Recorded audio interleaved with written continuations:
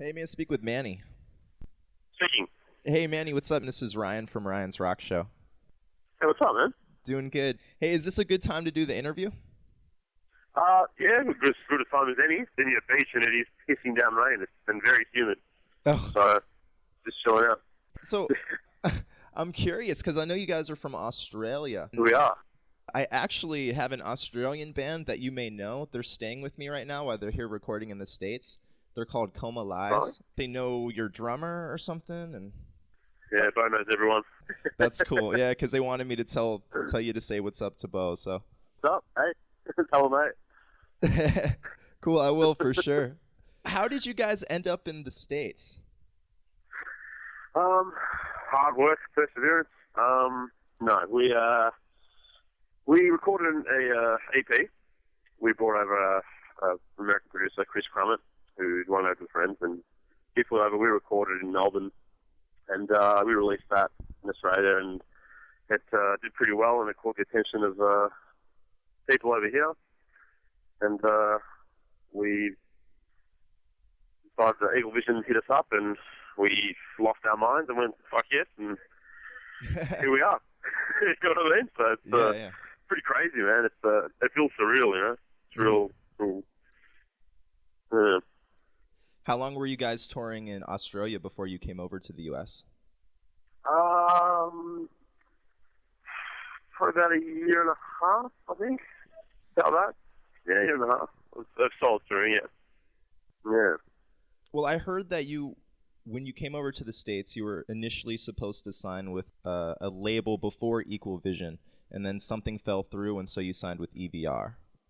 Right. So yeah. Well, when we released our EP and whatnot, we had our EP launch. That was our the day our record came out and whatnot. And Science Records actually flew out from LA and they came to see us at our launch. Mm-hmm. And everything was all cool. And, I mean, they're all great people at that label and whatnot. But I think we want to pull funding from them or something and whatnot. And that combined with a few other little things, and it didn't go ahead, which is sort of a blessing in disguise, which allowed Equal Vision to contact us. So we're probably in a better position. How does the scene differ as far as the United States versus Australia? Oh man, it's night and day. It's obviously you guys have a lot more people here, so your population's crazy. Like in Australia, you could do a full Australian tour, and if you hit up even regional cities like small towns along the way on Australia, it would take you 2 weeks and a half maybe. Here you can be out, 3-4 months at a time and still not have touched every single city. You can do constant touring in this country, so it's very different. In terms of like crowds you get into it a lot. It's so surreal, just like coming the other side of the country and just see this obscure Aussie band in front of you, and yet we look out into the crowd and there's kids that know us, and some of them sing along to our songs and whatnot. And generally overall, I'd say crowds are a little bit wild here. Mm-hmm. We've seen some pretty gnarly crowds, especially playing Bamboozle, both left and right. It differs from coast to coast, but it's a trip. We very much enjoy the American crowds. You mentioned Bamboozle. Was Bamboozle one of the biggest festivals that you guys have played? In terms of the actual festival, it was one of, yeah, definitely. There's, I think Bamboozle Right had something like 45,000 people or something like that. Damn. And the Bamboozle had, 20 or 30, it's a bit smaller, but yeah, these festivals are great. You go out there and you get a chance to present, your band and your music to a whole heap of different people, which is crazy, but yeah, it's an experience, man. Like, we're playing along with some bands that we absolutely love, on the same stage and whatnot. I keep dropping surreal because it's crazy. No, dude, that's totally cool. Like, as a kid, when you were a young teenager, was this what you wanted to do from the beginning? Oh, definitely, man. Yeah, I'd say, you sort of choose your path. You think this is what I'm going to do, and if you're going to do it, you give it 110%. So it's definitely what we all sought out for and are driven for. And we sort of won't stop till we get there. the journey along the way is pretty fun. So.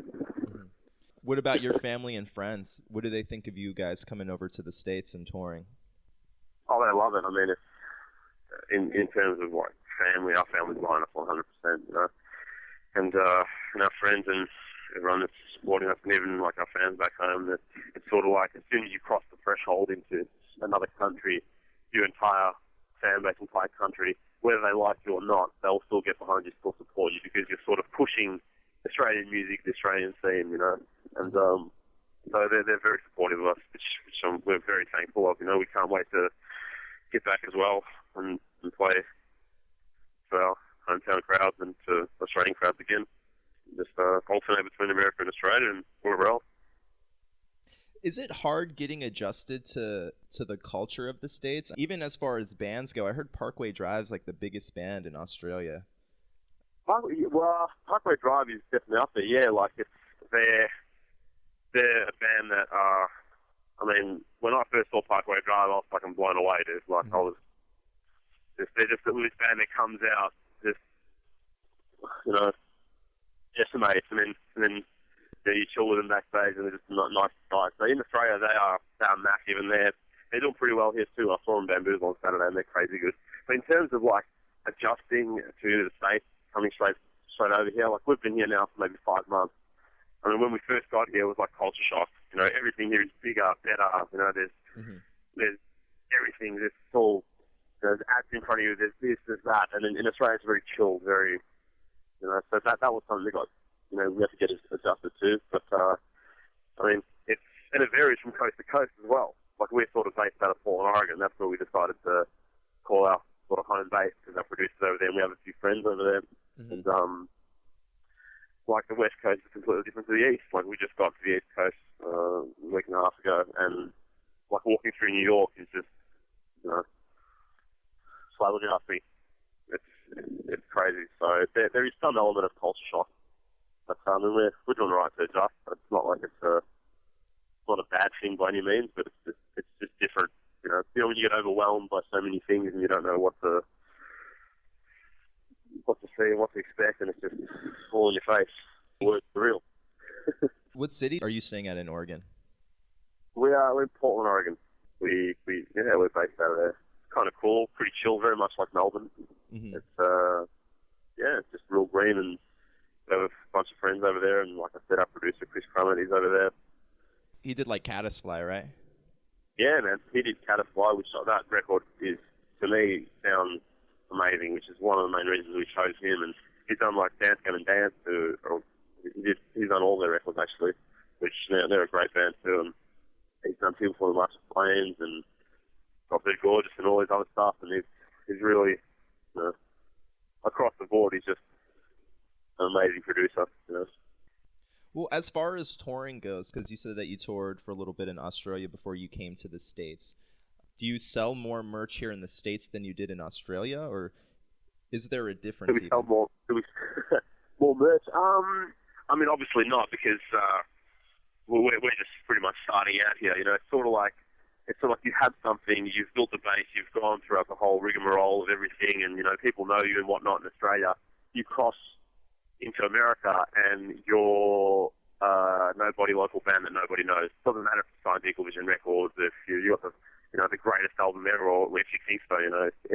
It's just in terms of people don't know you yet, and you have to build that relationship. And that's half the fun, really. So, but in terms of like merch and whatnot, I mean, obviously we do a lot better in Australia because people know us better. But hopefully that will change. What about the price of gas and stuff like that? Is it cheaper here than in Australia? Oh, dude, it is cheaper. Yeah, you guys deal in gallons, and then Australia we deal in litres. So I might get this wrong, but I think a gallon's like we'll say 4.7 or 4.2. Litres in a gallon. We pay $1.50 for a litre, so we're paying roughly $5 a gallon back home. That's crazy, dude. Yeah, dude, it's crazy. Like people are. It's I mean, the whole state of the world and all this crisis and all this bullshit that's going on about oil and whatnot. It affects a lot of things. It affects bands. It affects businesses. It affects everyone. So it's hoping that will change. So what are the objectives of the band, as far as you personally? What are you trying to accomplish? I mean, in terms of myself, we have one goal, and that's to get our music out to everybody and anybody. You know, we just want to get out there, and I mean, ultimately, any band's goal that is at a professional level wants, you know, world domination. We all want to be, you know, King Leon or Michael Romance or whatnot, or someone huge, you know. But the road to get there is definitely fun as well. But you know, that's it. Just to get our music to out to absolutely everybody, and I hope they enjoy it. All the fun, meeting people and seeing places, traveling, and yeah, that's definitely the goal. Enjoying life and enjoying music and meeting people who enjoy it as well. Do you guys have any crazy tour experiences yet in the States?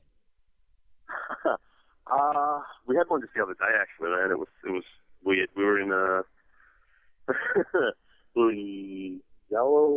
in Pittsburgh. And we finished the show. We're on tour now with Medina Lake and the Sleeping. Mm-hmm. And the Sleeping, and Medina Lake is an awesome bunch of dudes, you know. It's really good when you land a good tour that, you know, when no one's a dickhead, everyone's cool, everyone's chill. So we went out and we went out to grab a drink and a bite to eat. And we were walking to like this bar that some dude owned and whatnot. And we're walking down to the dude standing there in his underwear holding a samurai sword in the middle of the road. Now, I don't know if that's normal, Pittsburgh or not. I'm not sure, but you know, we were sort of freaking out. Like, we looked a bit weird, man.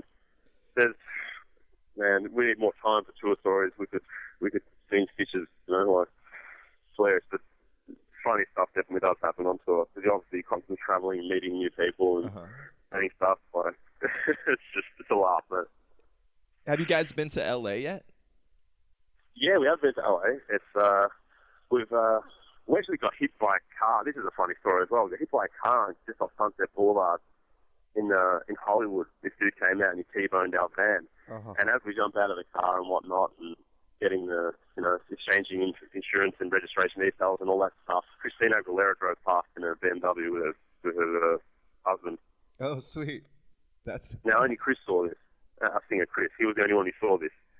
So he's sitting there, like, pointing at a car going, "Fuck, it's Christina Aguilera." And we're like, no, it's not. So, you know, but sure enough it was. She was playing doing something down the road or whatnot. But, yeah, we have been to LA. And it's that's a hectic place, especially Hollywood. Oh, dude. I know. Driving through there, man, on a Saturday night with a van and trailer is not fun. It's definitely not fun. Yeah, it's cool. Like I said, it's another overwhelming thing. Like, there's just so much of everything and so much in your face that, you know, it's hard to... It's like you can't see everything in one go. You can't go through and see it all, you know? Mm-hmm. Like, every street's different and whatnot. But, I mean, it's cool. It's cool.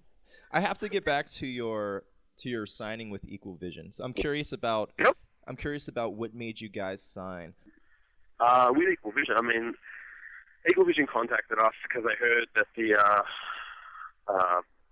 whole science thing fell through and whatnot, and they had been wanting to contact us before that, but science got in first, and they thought that, you know, they missed their opportunity. So when it arose, they obviously contacted us, and Equal Vision has some of, like, their previous roster and their current rosters has bands that, I mean, we grew up listening to, you know, like, you'd be at school listening to stuff and you'd be like, fuck, I wish I was on this label, you know. And now for them to contact us and say that us as a band and as an individual to jump on Equal Vision and to be part of that family and that tight-knit group, you know, because they're a very respectable label, you know.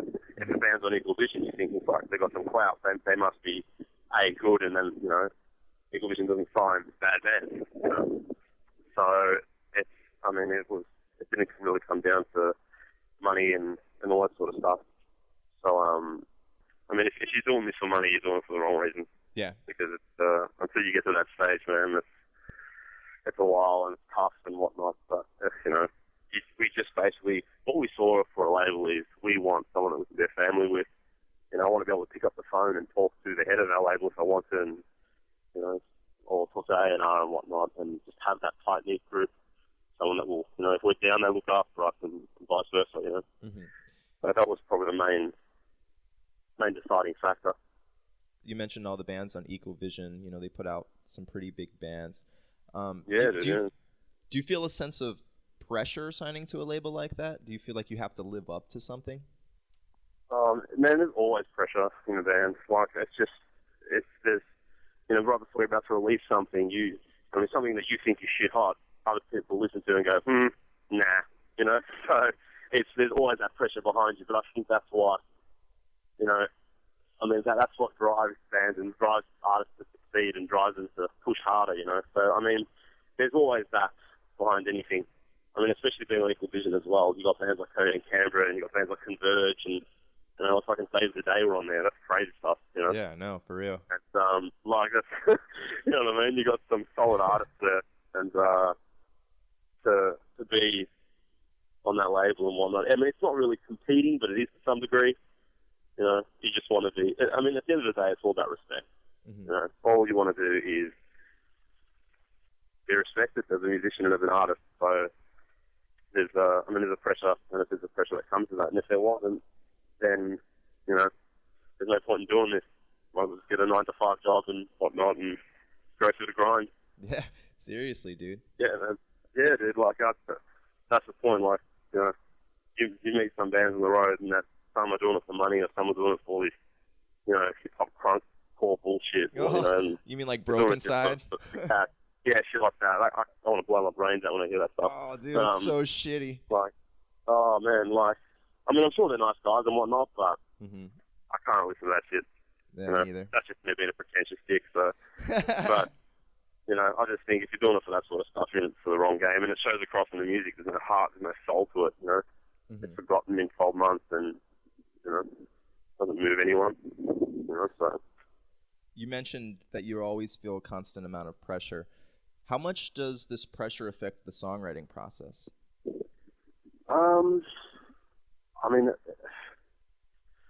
Good question. I don't know. Like, it does and it doesn't. We write songs. The way we write songs is, it's not, everybody chips in, Someone will come in with an idea, this and that, and we'll put it together. And, there's definitely always pressure involved. And I think there's more so pressure, like, and a competitive streak between ourselves more so than any other,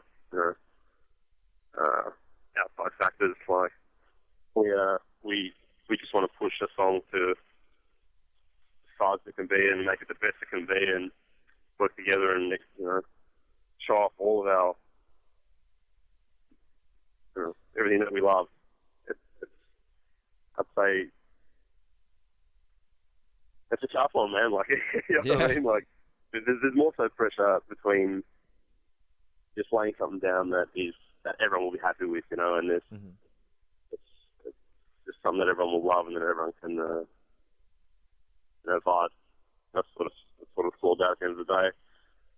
I want to ask you about fan responses in the United States. Obviously, not every person is going to like every band. Have you guys played a show that really wasn't very good, where people just weren't having it? Yeah, you come across that no matter where you go until you get to a certain level, And like I said, we've come over here and it's sort of like, you've taken a giant leap forward and now you're going to come to America and take 4 steps back and start again. Yeah. So, obviously there's a whole, puzzled look, arms crossed, thinking, what's this? Who are these guys? They can't understand us because we have all the accents half the time and the PA shitty sometimes, but, Yeah. In terms of, I think a band can definitely change the vibe of a show and a person, I used to be one of those arsehole kids looking at a band going, who are these dudes, come on, what is this? And they start playing, and within 30 seconds, you like them or you don't. It's that quick these days. So we haven't really had shows where I don't think we were well received. Kids always come up to us afterwards and whatnot, and it seems like they're into it. I hope they are. I wouldn't say that we've had a blunder of a show at all. There's definitely crossed arms and whatnot and puzzled looks, but they always come up afterwards and have a chat and hopefully get into us after that. Cool. Yeah. When you guys come to LA, man, let me know, and if you need a place to crash, Dude, for yeah, sure. For sure. You gotta hit me your number or something, man, because I got like a 000 number. Okay. You know? Sure. I thought it was like Verizon trying to attack me or something. Yeah, You know? But yeah, we'll definitely come through, man. I mean, we'd love to hang out and whatnot, and we'll do that, and then we'll grab a bite to eat and whatnot. Cool, man. I'll text that to you right now. Again, Manny, thanks a lot, man. And I'll see you guys next time you're in LA. All right, thanks, mate. Cool. All right.